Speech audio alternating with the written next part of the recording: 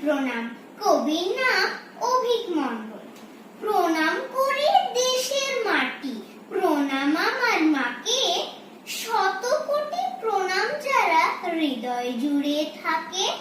স্মরণ করি তাদের যারা কারায় ছিল বন্দী।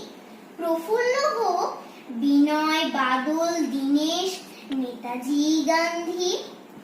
স্বাধীন হওয়ার স্বপ্নে সবার লক্ষ্য ছিল খাঁটি। পুরুষ, নারী, বুড়ো, বুড়ি 121 কোটি। স্বাধীন হবে আমার ভারত, স্বাধীন হব সব।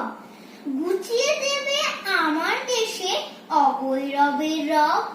মাতঙ্গিনী, প্রীতিলতা, লক্ষ্মীবাঈ এক নারী। এরাও ছিল মুক্তিযুদ্ধে শক্ত বিনাশকারী।